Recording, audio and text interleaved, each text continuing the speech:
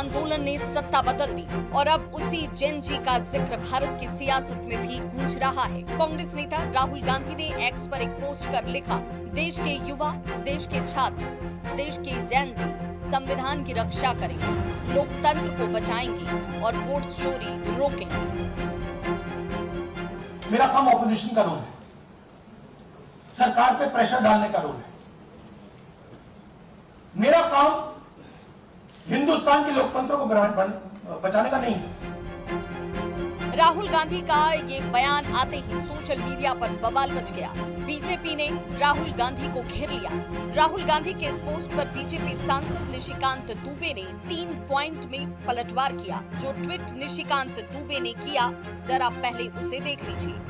जेन जी, नेहरू, इंदिरा, राजीव, सोनिया के बाद राहुल को क्यों बर्दाश्त करेगा?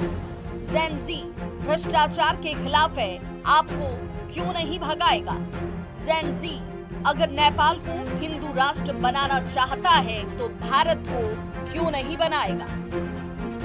वहीं बीजेपी सांसद निशिकांत दुबे ने राहुल गांधी पर भारत में गृह युद्ध भड़काने का गंभीर आरोप लगाया। साथ ही बीजेपी सांसद रविशंकर प्रसाद ने भी राहुल के आचरण को मर्यादा के खिलाफ कहा।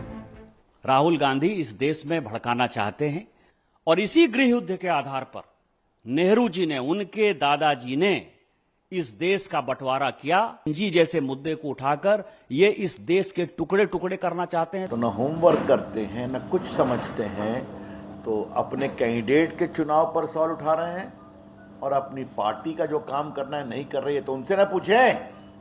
झूठ बोलना, गलत आरोप लगाना, तथ्यों को तोड़ मरोड़ कर प्रस्तुत करना, ये राहुल गांधी की फितरत हो गई। बिहार सरकार के मंत्री विजय चौधरी ने राहुल गांधी पर आरोप लगाया कि देश में अराजकता का माहौल वो पैदा करना चाहते हैं। वहीं डिप्टी सीएम सम्राट चौधरी ने दलील दी कि जेन जी परिवारवाद के खिलाफ है। जेन जी भी कांग्रेस की परिवारवादी वाली राजनीति को कतई बर्दाश्त नहीं करेंगे। जो संवैधानिक तरीका है उसके तहत या उसके माध्यम से अब वो सत्ता पाने में बिल्कुल निराश हो चुके हैं।